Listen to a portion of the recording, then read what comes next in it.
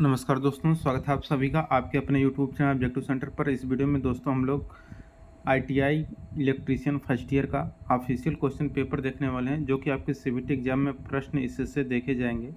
तो आप लोगों को दोस्तों इसको अच्छे से पढ़ना है, ठीक है। और यहाँ पर सबसे पहले दोस्तों ट्रेड थ्योरी का प्रश्न आ जाता है। यहाँ पर आप लोग देख सकते हैं पहला प्रश्न आ चुका है। यहाँ पर कह रहे हैं यहाँ पर किस पदार्थ में ऋणात्मक तापमान गुणांक होता है। तो देखिए दोस्तों, जिस पदार्थ में ऋणात्मक तापमान गुणांक होता है वह आपका माइका यानी कि अभ्रक होता है, ठीक है। इसके बाद दोस्तों अगला प्रश्न यहाँ पर दूसरे नंबर का कह रहा है कि वायरिंग का ट्री सिस्टम किस स्थान पर सबसे उपयुक्त है। तो देखिए वायरिंग का ट्री सिस्टम जिस स्थान पर सबसे उपयुक्त होता है आपका रहता है मल्टी स्टोराइड बिल्डिंग, ठीक है, यानी कि बहुमंजिला भवन। तीसरा प्रश्न है कि रिलक्टेंस की इकाई क्या होती है। तो देखिए रिलक्टेंस की जो इकाई होती है एम्पियर टर्न पर वेबर होता है। चौथा प्रश्न यहाँ पर कह रहे हैं कि ट्रांसफार्मर तेल में नमी के प्रवेश को रोकने के लिए ब्रीदर में किस सामग्री का उपयोग किया जाता है। तो ट्रांसफार्मर तेल में नमी के प्रवेश करने से रोकने के लिए ब्रीदर में जो सामग्री यूज किया जाता है वह आपका सिलिका जेल होता है। पांचवा प्रश्न यहाँ पर कहा गया कि विस्तार लाइनों के लिए कौन सा कंडक्टर उपयोग होता है। तो देखिए विस्तार लाइनों के लिए जो कंडक्टर यूज किया जाता है वह आपका बेयर कंडक्टर होता है। पांचवा प्रश्न है कि XLPE का फुल फॉर्म क्या है। तो देखिए XLPE का फुल फॉर्म होता है क्रॉस लिंक पॉलीइथिलीन, ठीक है।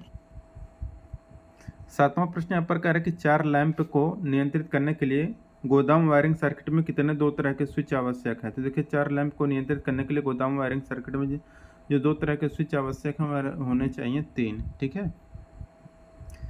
आठवां प्रश्न यहाँ पर कहा कि कौन सी युक्ति धूप को विद्युत ऊर्जा में बदलती है। यानी कि यहाँ पर देखिए कह रहा है कि सनलाइट को जो इलेक्ट्रिकल एनर्जी में बदलता है वह आपका फोटोवोल्टाइक सेल होता है। नौवां प्रश्न कह रहा है कि सर्विसिंग और मरम्मत कार्य के लिए किस वेल्डिंग विधि का उपयोग किया जाता है। तो देखिए सर्विसिंग और मरम्मत कार्य के लिए दोस्तों हम लोग सोल्डरिंग गन के साथ सोल्डरिंग का यूज करते हैं। 10 नंबर का प्रश्न कही ट्रांसफार्मर में टुकड़े टुकड़े में कोर उपयोग करने का उद्देश्य क्या है। तो देखिए ट्रांसफार्मर में टुकड़े टुकड़े में कोर का उपयोग करने का उद्देश्य रहता है कि भंवर धारा हानियाँ कम हो जाती हैं, ठीक है। 11 नंबर क्वेश्चन के पराचुंबकीय पदार्थ कौन सा है। तो देखिए पराचुंबकीय पदार्थ आपका जल है। 12 नंबर का प्रश्न है कि आपको इस मीटर का नाम बताना है। तो ये जो मीटर आपको दिखाया गया है ये आपका दोस्तों कहलाता है DC multi range volt meter, ठीक है। तो DC multi range volt meter option number D correct हो जाएगा।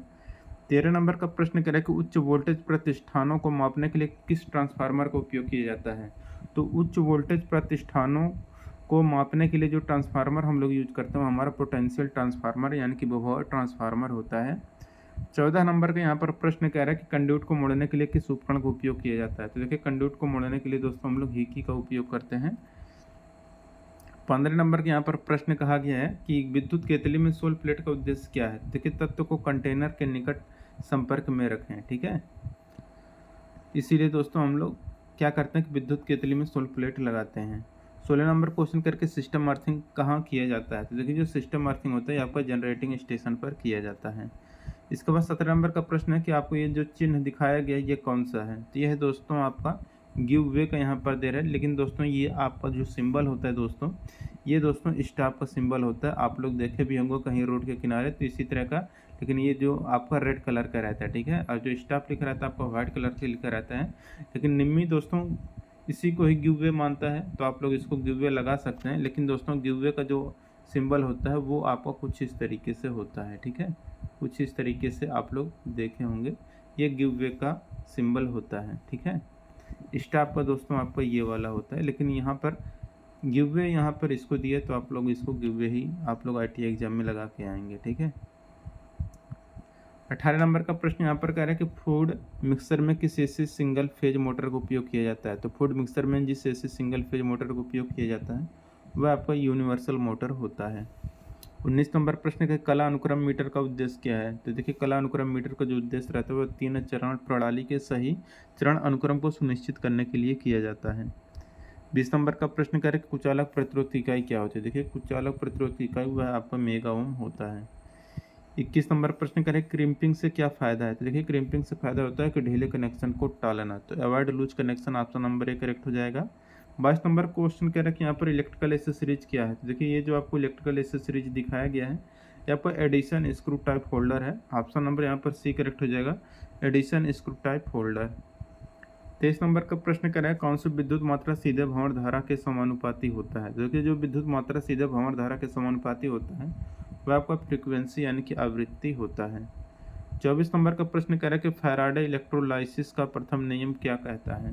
तो फैराडे इलेक्ट्रोलाइसिस का जो प्रथम नियम होता है वह M equal to Z I T होता है। ठीक है। 25 नंबर प्रश्न करके अर्धचालक पदार्थ कौन सा है। तो देखिए जो जर्मेनियम है यह आपका अर्धचालक पदार्थ है। ठीक है। 26 नंबर का प्रश्न कह रहे हैं कि द्वितीयक सेल किस नियम से कार्य करता है। तो देखिए दोस्तों जो द्वितीयक सेल होता है आपका फैराडे के इलेक्ट्रोलाइसिस यानी कि फैराडे के विद्युत अपघटन के नियम पर काम करता है। 27 नंबर के यहाँ पर प्रश्न कहा कि संधारित्र में धारिता का मान किस कारक के द्वारा निर्धारित हो रहा है। देखिए संधारित्र में धारिता का मान जिस कारक के द्वारा निर्धारित होता है वह आपका रहता है प्लेटों का क्षेत्रफल। 28 नंबर क्वेश्चन यहाँ पर कह रहा है कि सीलिंग रोज किस प्रकार का विद्युत उपसाधन है। तो जो सीलिंग रोज है दोस्तों आपका आउटलेट एसेसरीज निर्गम सामग्री है। 26 नंबर का प्रश्न कह रहा है कि ऊर्जा मीटर में एल्युमिनियम डिस्क में 2 सीधे छेद क्यों प्रदान किए जाते हैं। तो ऊर्जा मीटर में एल्युमिनियम डिस्क में जो 2 सीधे छेद प्रदान किए जाते हैं वह क्रिम्पिंग त्रुटि को रोकने के लिए किया जाता है। 30 नंबर प्रश्न कह रहा है किस प्रकार के एसेसरीज फ्यूज के अंतर्गत आता है। तो देखिए जिस प्रकार के एसेसरीज फ्यूज के अंतर्गत आता है वह आपका सुरक्षा एसेसरीज या सेफ्टी एसेसरीज या सुरक्षा के सामान यहाँ पर करेक्ट आंसर हो जाएंगे। 31 नंबर क्वेश्चन कि एक खुले सर्किट में प्रतिरोध का मान कितना होता है। तो खुले सर्किट में प्रतिरोध आपका अनंत होता है। अब देखिए ल्यूमिनस इंटेंसिटी का एसआई इकाई क्या होता है। तो देखिए ल्यूमिनस इंटेंसिटी की जो एसआई इकाई होता है वह आपका कैंडेला होता है। तो ज्योति तीव्रता कैंडेला। ठीक है। और 33 नंबर क्वेश्चन है कि फर्मर चीजल का क्या उपयोग है। तो देखिए जो फर्मर चीजल होता है इसका प्रयोग हम लोग जनरल चीजलिंग वर्क सामान्य छेनीकरण कार्य में करते हैं। 34 नंबर का प्रश्न कह रहे हैं what is the name of the safety sign. ये जो आपको दोस्तों सेफ्टी साइन दिखाया गया है ये आपका मैंडेटरी साइन कहलाता है। आवश्यक चिन्ह ऑप्शन नंबर डी करेक्ट हो जाएगा। 35 नंबर का प्रश्न कह रहा है कि कंसील्ड वायरिंग का क्या फ़ायदा है। तो देखिए कंसील्ड वायरिंग का फ़ायदा होता है कि प्रोटेक्शन अगेंस्ट मॉइस्चर नमी से सुरक्षा। ऑप्शन नंबर यहाँ पर भी करेक्ट हो जाएगा। 36 नंबर का प्रश्न यहाँ पर कह रहा है कौन सा कारक विद्युत चुंबक की ध्रुवीयता को प्रभावित करता है। तो देखिए जो कारक विद्युत चुंबक की ध्रुवीयता को प्रभावित करता है वह डायरेक्शन ऑफ करंट धारा की दिशा होती है।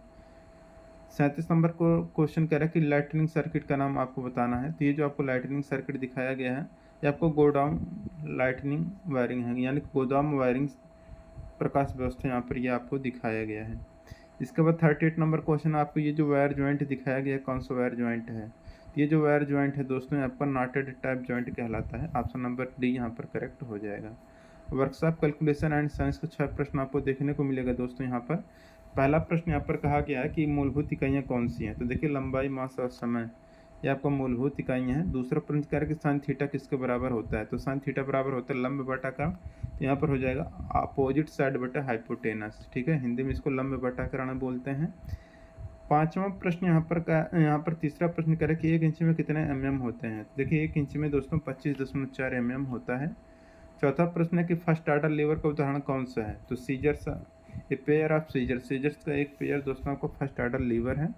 पांचवा यहाँ पर प्रश्न कहा गया है कि किसी पदार्थ के द्रव्यमान प्रति इकाई आयतन को क्या कहते हैं। तो देखिए किसी पदार्थ के द्रव्यमान प्रति इकाई आयतन को दोस्तों हम लोग डेंसिटी यानी कि घनत्व कहते हैं।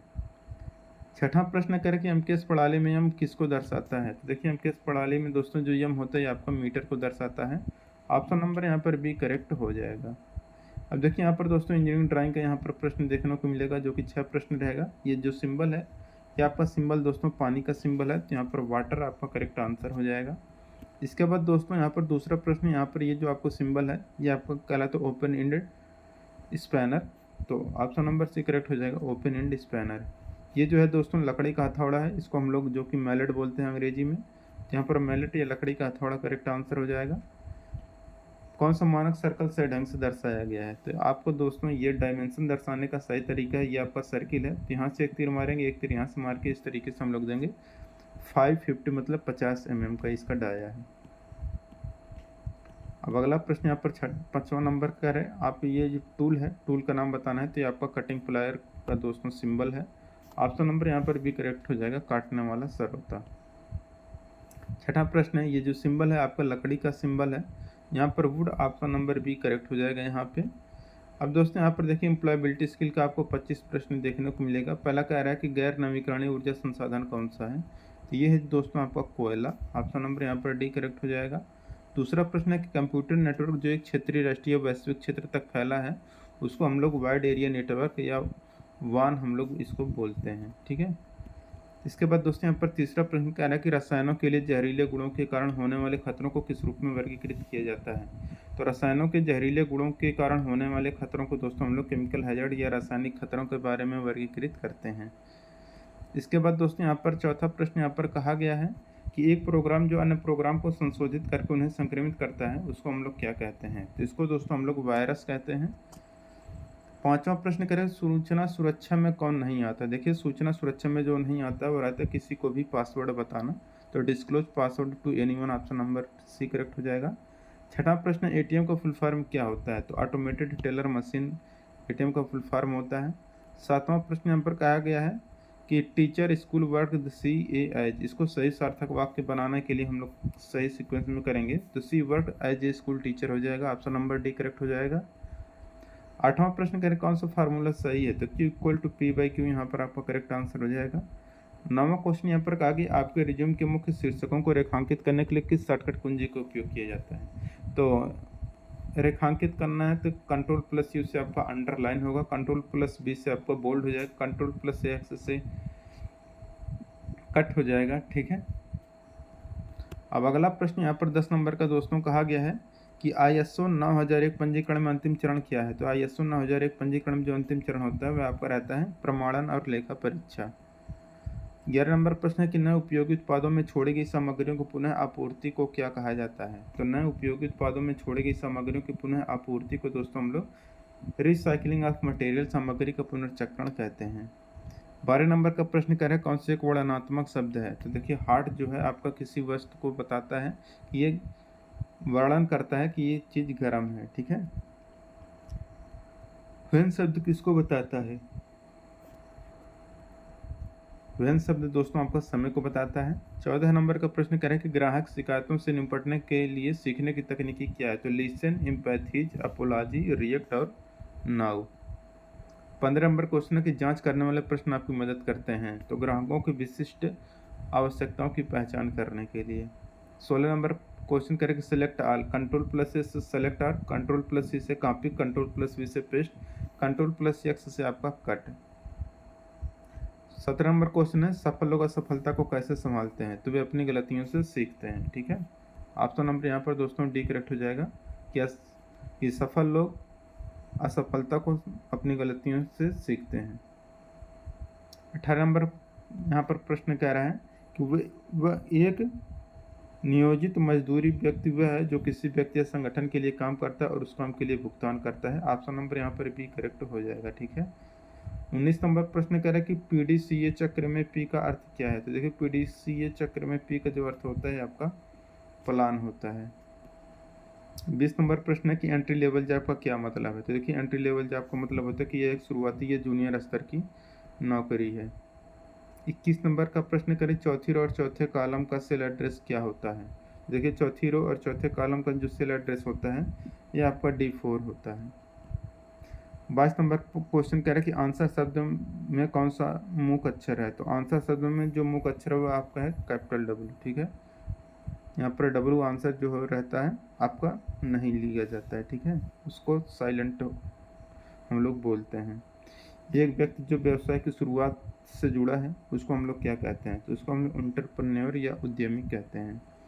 24 नंबर क्वेश्चन है कार्डियल नंबर कौन सा है। तो देखिए जो कार्डियल नंबर है आपका 10 है। 25 नंबर क्वेश्चन है SMS का फुल फॉर्म क्या है। तो शॉर्ट मैसेज सर्विस SMS का फुल फॉर्म है, ठीक है। तो दोस्तों यहाँ पर आपका कंप्लीट होता है। जिनको वीडियो अच्छा लगा वीडियो को लाइक करिए और अपने दोस्तों के साथ शेयर करिए। मिलेंगे नेक्स्ट वीडियो में। Thank you.